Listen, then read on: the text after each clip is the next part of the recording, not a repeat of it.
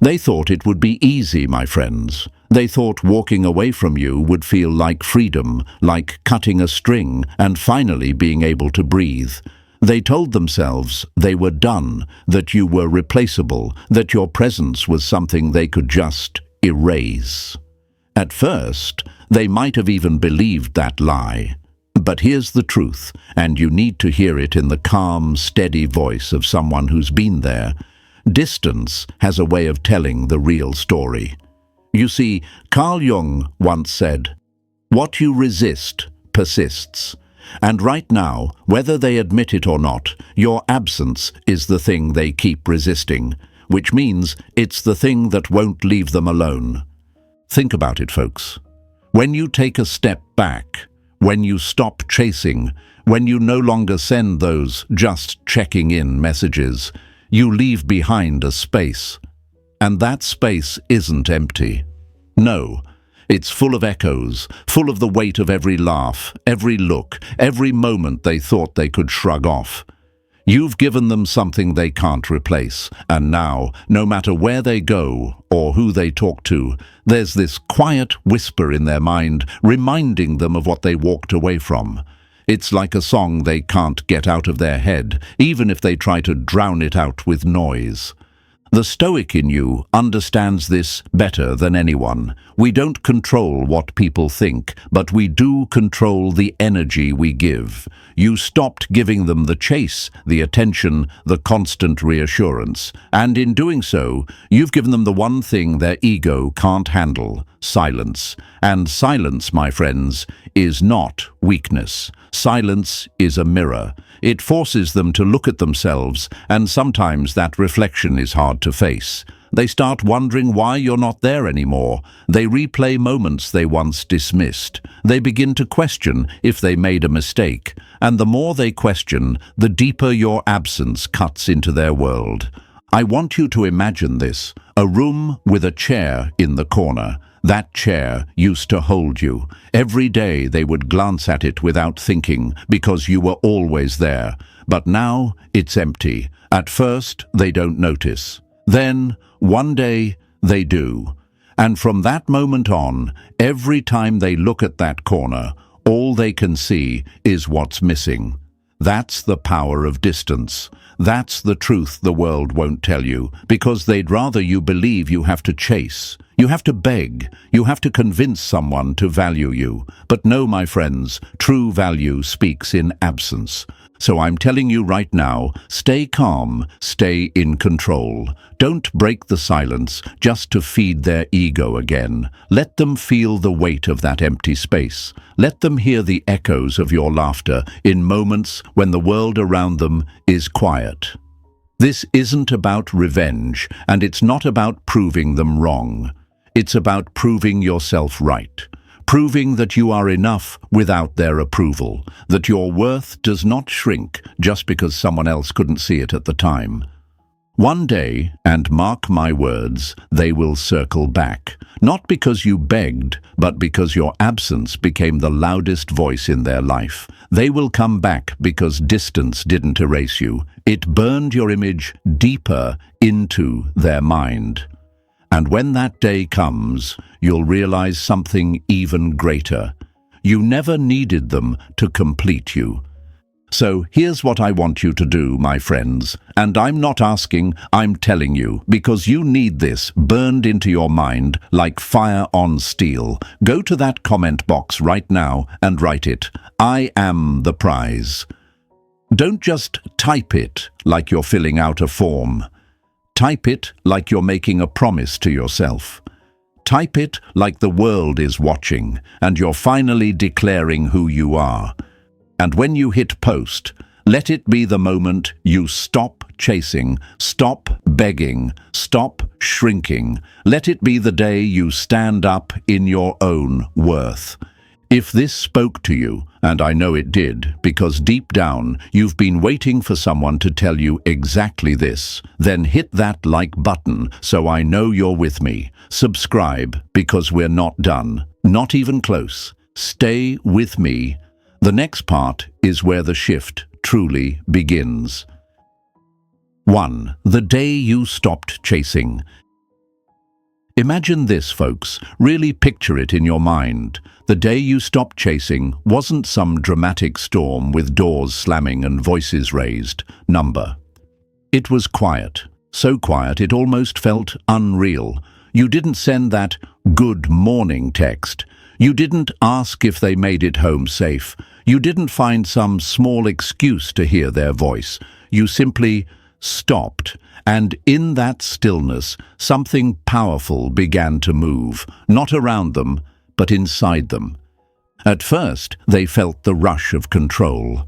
Finally, they told themselves, they got the hint. That little ego boost gave them a false sense of victory, like they had somehow won. But here's the thing, my friends. The human mind hates unfinished stories. It hates a loop that's left open. And whether they wanted to admit it or not, you had just left the story unfinished. You had put down the pen, closed the book, and walked away before they got to write the ending they wanted. Carl Jung said, "What you resist persists." And right now, they're resisting one thing: you. They're telling themselves they don't miss you, that they're better off, that you were just a chapter they've moved past. But deep down, in that unconscious part of the mind they can't control, you're still there. You're like a song that won't stop playing, or a scent that follows them long after they've left the room. And the more they try to push you away in their thoughts, the more their mind keeps bringing you back. Think of it like this. Imagine you're in a room with a single chair in the corner. For the longest time, that chair held you. Every time they glanced in that direction, there you were, smiling, listening, caring, giving. But now, that chair is empty. At first, they barely notice. Then one day, it hits them. And from that moment on, every time they look at that corner, all they can see is what's missing. That's the weight of your absence. That's the power of no longer chasing. And maybe they try to distract themselves. Maybe they fill that empty chair with someone else, hoping it will feel the same. But it never does. The angles are wrong, the comfort isn't there, and deep down, they know it. That's when the mind starts digging, replaying old conversations, wondering why you really stopped, trying to find clues in memories they thought they'd erased. That's the unconscious at work, pulling up what they tried to bury. This is where Stoicism comes in, my friends. A Stoic doesn't pull back just to make someone notice. A Stoic pulls back because their energy is too valuable to be wasted where it's not respected. You didn't stop chasing to play a game. You stopped chasing because you finally understood that your worth was never in your pursuit of them. It was in your ability to walk away with your head high and your dignity intact. Now, I know what you might be thinking. But what if they never realize? What if they don't come back? And here's where I'm going to be honest with you. That's not your concern. You can't control if they come back. And you don't need to. Your victory is not in their return. It's in your ability to stay gone until you decide otherwise. And here's the irony. It's exactly that mindset that makes them start to miss you. The more they feel your absence, the more they'll start to crave your presence. So let them wrestle with the silence. Let them have those late nights staring at their phone, wondering if they should reach out. Let them scroll through old messages, feeling that quiet ache they didn't expect to feel. This is their battle now, not yours.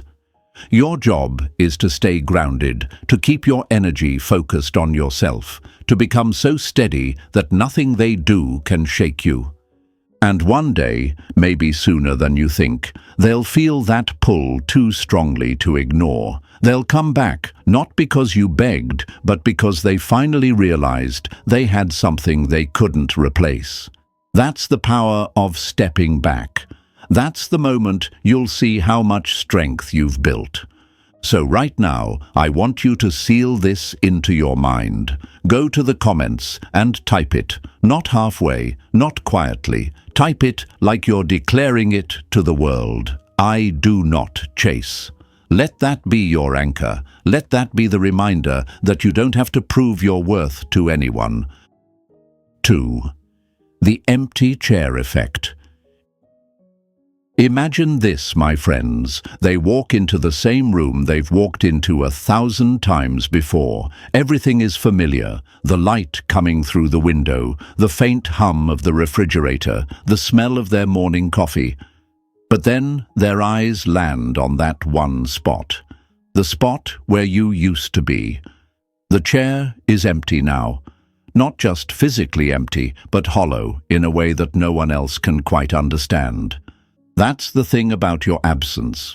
It's not just about not being there, it's about the silent statement it makes. That chair, that corner, that place you used to fill so effortlessly. Now it's a reminder. And reminders, my friends, have a way of digging deeper over time. At first, they might tell themselves it's nothing, just a chair, just a space, just another day. But the mind works differently than the heart. The mind sees what's missing and tries to dismiss it. The heart feels what's missing and starts to ache. Carl Jung once said, "Loneliness does not come from having no people around you, but from being unable to communicate the things that seem important to you." That's what your absence does. It reminds them of the conversations they can't have anymore, the comfort that's no longer there, the way your presence once filled the air without them even realizing how much they depended on it. And so they try, my friends. They try to fill that chair with someone else. Maybe they go out and find a new face, a new voice, a new laugh. They might even convince themselves for a moment that it's working, that the proportions fit, that the energy matches. But deep down, they know. The new presence doesn't sit quite right.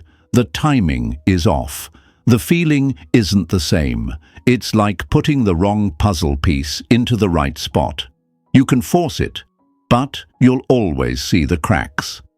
This is where Stoicism speaks the loudest. A Stoic understands that what we withdraw from inevitably grows in value in the eyes of others. When you were there, they could take you for granted. Your attention was abundant. Your presence was guaranteed.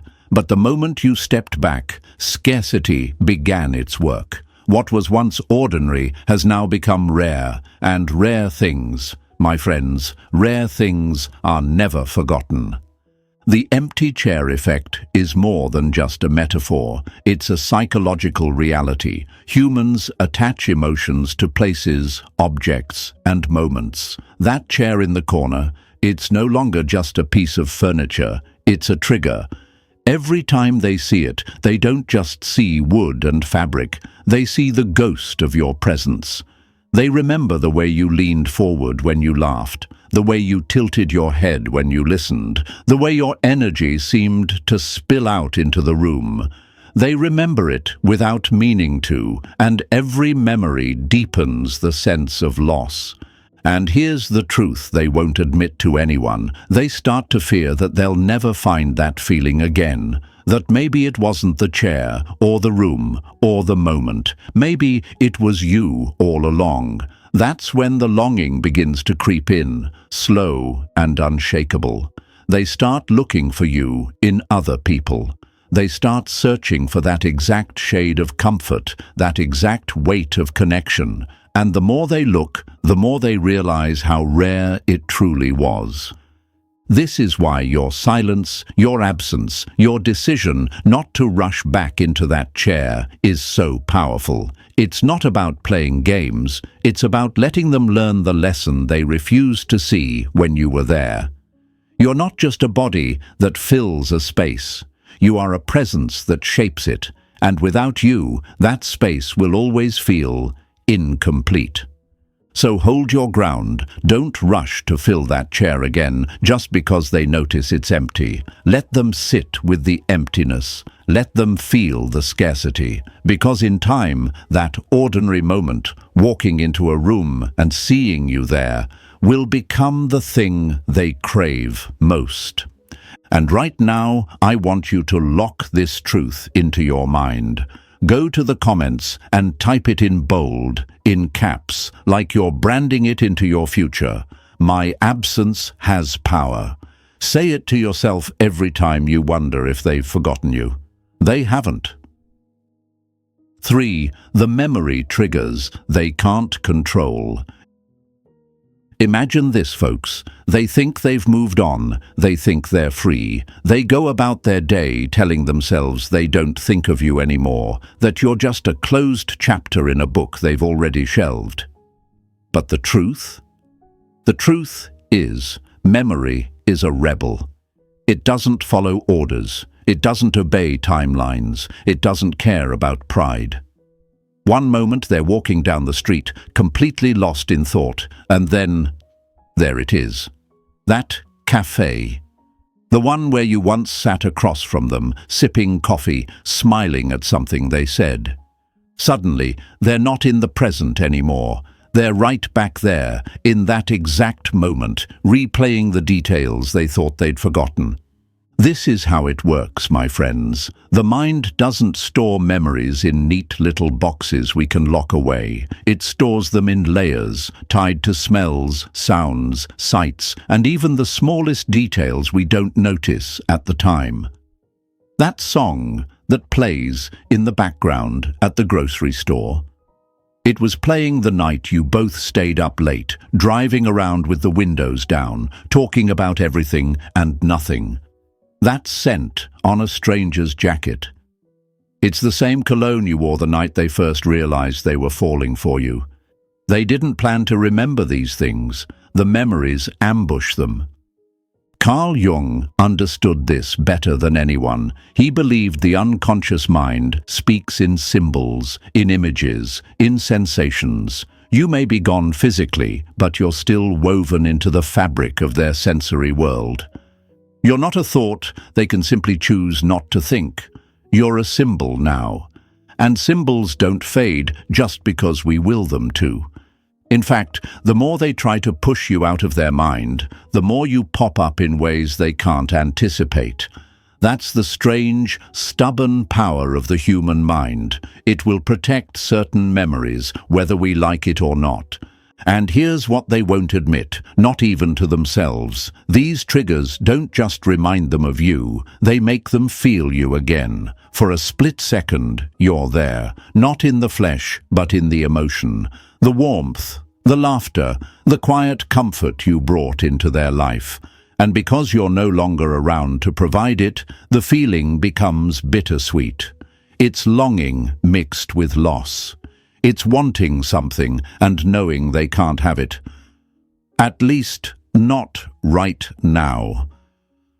Think about it. You could be miles away, completely silent, not posting, not calling, not giving them any sign you're thinking of them, and yet you're still showing up in their day without even trying. That's power, my friends. That's presence without presence, the kind of influence you can't manufacture, only create by being someone worth remembering. And that's what you were, worth remembering. They might try to drown it out. Maybe they skip that cafe. Maybe they change the radio station when that song comes on. Maybe they avoid certain places altogether. But even avoidance is proof. If they truly didn't care, they wouldn't need to avoid anything. The fact that they change their behavior to escape reminders of you, that's your proof they haven't escaped at all. This is where Stoicism reminds us to stand firm. You don't need to chase them. You don't need to prove you're unforgettable. Life and the unconscious mind are already doing that work for you. every scent, every sound, every sight that calls your memory back into their life is another reminder that what you shared was not ordinary. And over time, these reminders don't fade. They compound. They become heavier. They start to wonder if maybe, just maybe, letting you go was the biggest mistake they ever made. So stay silent, stay steady, let the world keep speaking your name in ways they can't control. And while they're out there wrestling with ghosts of the past, you're here building a life that makes your presence even more valuable if they ever return. Now, I want you to anchor this truth into your mind. Go to the comments and type it like you mean it, like it's your personal stamp on this moment. They still feel me, because they do, my friends, more than they'll ever admit. 4. When the ego starts to crumble. Imagine this, my friends. In the beginning, their ego was a fortress, solid, tall, unshakable. They walked away believing they could replace you without hesitation, thinking there were endless copies of what you gave them waiting just around the corner. In their mind, you weren't a once-in-a-lifetime presence. You were just another page in a story they thought they could rewrite with someone new. That's the comfort the ego gives in the first stages. It whispers, "You'll be fine. They're replaceable. You'll forget them soon enough." And for a while, they believe it. They fill their days with distractions, with new faces, with loud noise to make the silence less obvious. They laugh loudly, post confidently, surround themselves with people who tell them they made the right choice.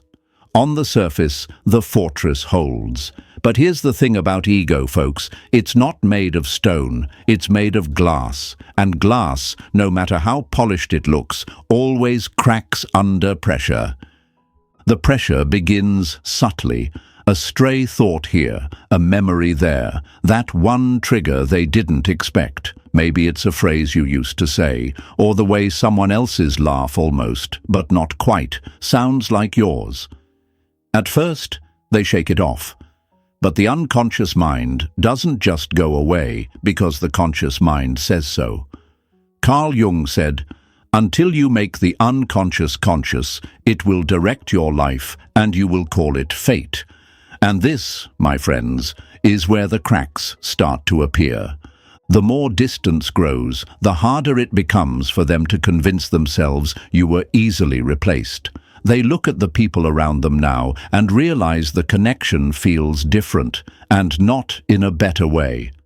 The effort they put into forgetting you turns into a constant reminder that forgetting you is work. Real work. And here's where the ego starts to lose its grip. Because every time they fail to fully replace you, their mind asks the question they don't want to hear. What if I was wrong about them? And when that question slips in, the fortress begins to crumble from the inside. They might try to rebuild it, piling on more distractions, more noise, more excuses. But the cracks are there now, and cracks only spread. This is the moment where most people would rush in to prove their worth, to remind them of what they lost, to say, "See, you were wrong about me." But that's not what the Stoic in you does. The Stoic in you stays silent, calm, still. You don't rush to answer their question. You let them sit in it. You let them wrestle with their own mind, because nothing you could say would be more powerful than the realization they come to themselves. And trust me, that realization grows heavier with time, because the ego's biggest fear is admitting a mistake. They will hold out as long as they can, trying to maintain the illusion of being right. But illusions take energy to maintain, and energy runs out. And when it does, all that's left is truth. The truth that maybe they lost something rare, the truth that maybe their ego led them into one of the biggest mistakes of their life. That's when the pull back toward you becomes undeniable, not because you begged, not because you proved anything, but because you gave them space to watch their own walls collapse without lifting a single finger. That's the art of Stoic absence. You don't fight to be remembered. You simply live in a way that makes forgetting impossible. So here's what I want you to write in the comments right now, like you're carving it into the stone of your own mindset. My silence speaks louder. Say it, believe it, hold it. 5. The psychology of scarcity. Imagine this, folks. When something is right in front of us all the time, we get used to it. It becomes part of the background, like the hum of a refrigerator or the ticking of a clock. We stop noticing it, not because it isn't valuable, but because our brains are wired to adapt to abundance. The human mind, my friends, is a strange thing. It doesn't always see value when something is readily available. But the moment it's gone, that's when it wakes up. That's when the scrambling begins. This is the psychology of scarcity. Behavioral psychology proves it over and over. When something becomes hard to access, its value in our minds skyrockets. It's why limited edition items sell out instantly. It's why people chase what's rare. And in relationships, the same law applies.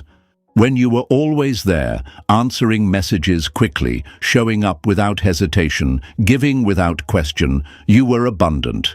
They thought they could have that kind of love, attention, and presence anytime they wanted. But when you pulled back, when you took it away, suddenly the ordinary moments became golden memories.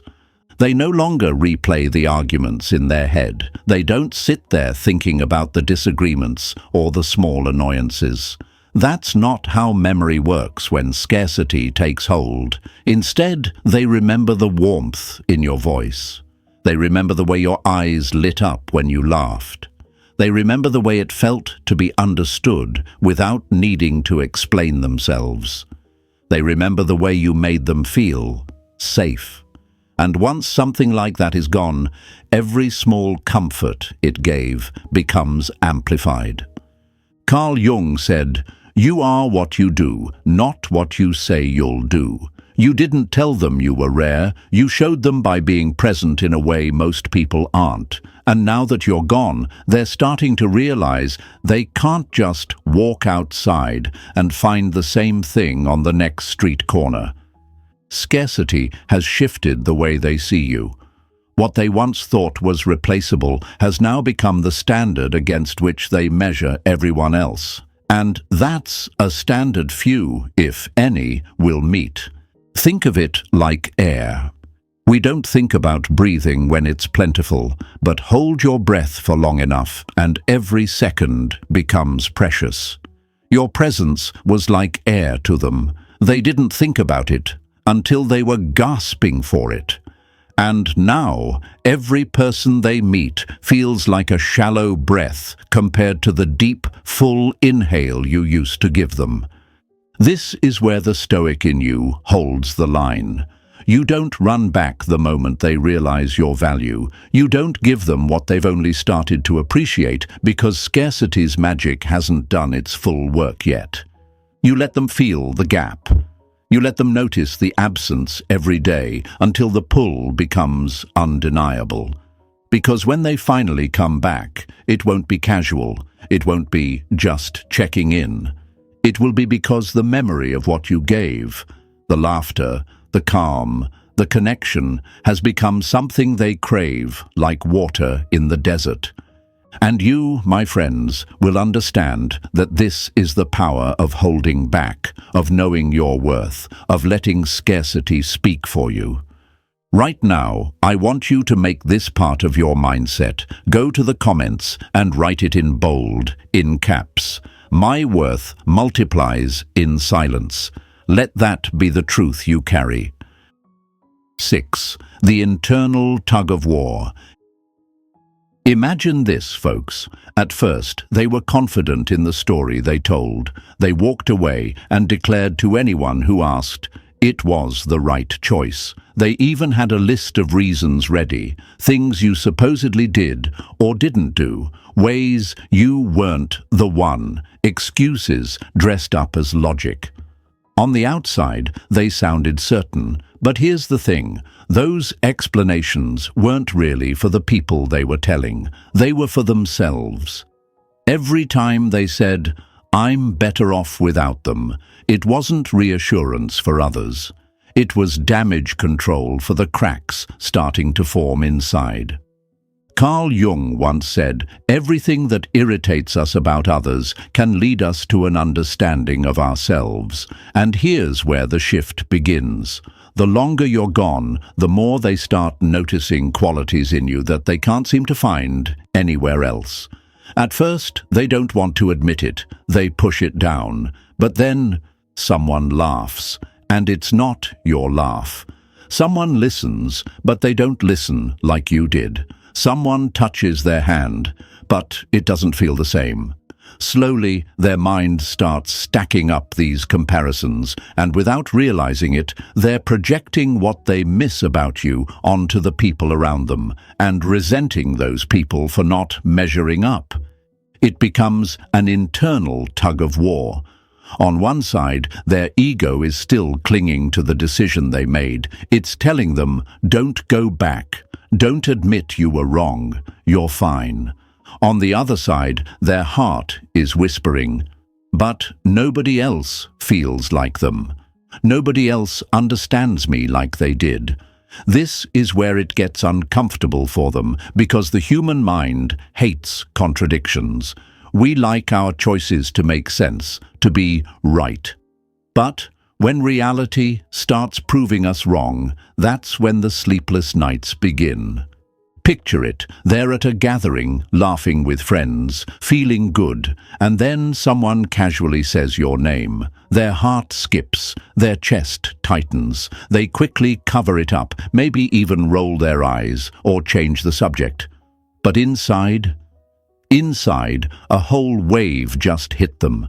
Memories they've been trying to lock away come rushing back. The way you used to look at them, the way you seemed to know what they needed without them having to say it. And the moment passes, but the feeling lingers. They keep telling people and themselves that they made the right choice. But each time, the conviction gets weaker, because no matter how many times they say it, life keeps showing them the truth. They gave up something rare. And the Stoic in you. You're not there to rescue them from that realization. You're not there to soothe the discomfort. You let them sit in it, because that's where the lesson grows. And here's the irony. The more they defend their decision, the more obvious it becomes that they're not as sure as they pretend to be. You don't need to call them out. You don't need to prove anything. Their own words will betray them. Their own actions will reveal the truth. And the day they finally stop defending themselves is the day they'll start admitting, maybe not out loud at first, that losing you cost them more than they expected. So hold your silence. Let the tug of war play out, because in the end, one side always wins. And when it's the side that still feels you, still misses you, still knows deep down what they lost, that's when they'll come back. Write this in the comments so you remember it every time you're tempted to break that silence. They feel the loss because they do. 7. The late-night confessions they'll never send. Imagine this, folks. The world has gone quiet. The noise of the day is gone. The mask they wear for everyone else has been taken off, and it's just them, lying in the dark, staring at the soft glow of their phone screen. This is when the truth gets the loudest. Not in the middle of the day when they can drown it out with work, friends, or meaningless chatter. No, it's in these late hours when their guard is down that the truth slips through. And the truth is, they miss you. They scroll through their feed, mindlessly at first, but then they see something, a post that reminds them of you, a quote you would have loved, maybe even a picture from a place you went together. Their finger hovers over your name in their contacts. Their mind races. Should I? What would I even say? What if they don't answer? What if they've moved on? That's the battle you can't see, but is happening more often than you think. They type something out, maybe just, "hey," and then delete it. They type it again, and again they erase it. Carl Jung once said, "Until you make the unconscious conscious, it will direct your life and you will call it fate." And right now, their unconscious is screaming at them, pulling them toward you. But fate doesn't move their fingers to hit send. Their ego stops them.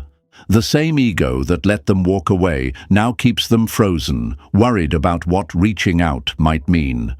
But here's the key, my friends. Even if they don't send it, the fact that they're here, at this hour, wrestling with the urge to speak to you, that's your proof. That's your quiet victory. They'll try to justify it in the morning. They'll say, "I was just bored," or "I just wanted to check in." But deep down, they know it was more than that. Those moments in bed, with the phone in their hand and your name on their mind, are when the truth becomes undeniable.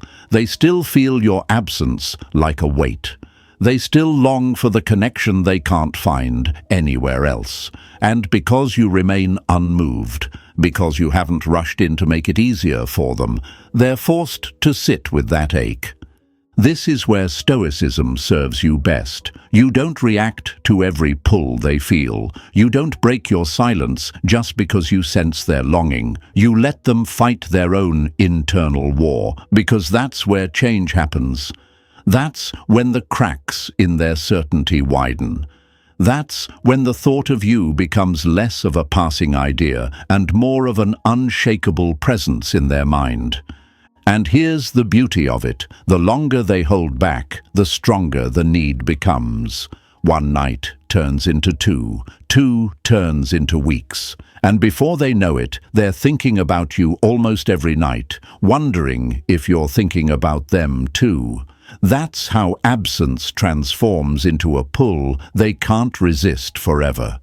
So, my friends, remember this. The silence is not empty. It's working for you while you sleep. Let them be the one lying awake, wrestling with words they'll never send. Because the day will come when the urge to reach out is stronger than their pride. And that's when the story shifts in your favor. Write this in the comments so you never forget it. My silence keeps me powerful. Let it be your shield, your reminder, your discipline. 8. When distance turns into a magnet. Imagine this, folks. People think distance is about disappearing, about fading away until you're forgotten. But the truth? Distance, when held with strength and self-respect, is not absence. It's attraction in disguise. It's a force that works quietly, invisibly, yet relentlessly. Like a magnet, the farther you pull away, the stronger the pull back becomes. You've stopped chasing, you've stopped proving, you've stopped pouring yourself into someone who didn't value you enough when you were right in front of them. And in doing so, you've created the exact conditions for their mind to start searching for you. Here's what most people don't understand. Human desire doesn't thrive in abundance. It thrives in scarcity. When you were there, they could see you, touch you, hear from you any time they wanted. You were available, accessible, almost predictable, and predictability doesn't stir longing. But now you're a question mark in their life. They don't know what you're doing, who you're with, what you're thinking. And it's that uncertainty that draws their mind back to you over and over again. Carl Jung said, "What you resist not only persists, but grows in size."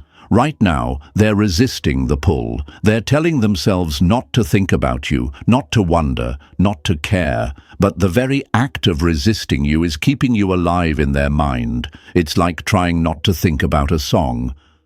The more you fight it, the louder it plays.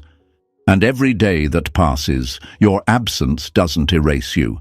It carves you deeper into their memory. Picture it like two magnets facing each other with just enough space in between. At first, that space feels like freedom to them, but the longer they hold out, the more that pull intensifies. It's invisible, but it's there, and one day, without warning, it will snap, and they'll come rushing back, drawn by something they can't logically explain. It won't be because you begged. It won't be because you convinced them. It will be because your silence rewired their mind to see what they lost. And here's the beauty, my friends. When they come back, it's on your terms. Because Stoicism teaches us this. We do not control others, but we always control ourselves. You didn't pull away as a tactic to manipulate them. You pulled away because you understood your worth, because you refused to be an option in someone else's life when you know you're the prize. The fact that it also pulls them back, that's just proof of how powerful you've become by standing still. So let them feel the distance. Let them wrestle with it. Let them find that the farther you are, the harder it is to replace you. Because when the moment comes, and it will, that distance will be the very thing that made them realize you were irreplaceable all along. And now, I want you to lock this truth into your bones. Go to the comments and write it in bold, all caps, like you're declaring it to yourself and to the world. My distance is my power. Say it every time you feel the urge to close the gap too soon.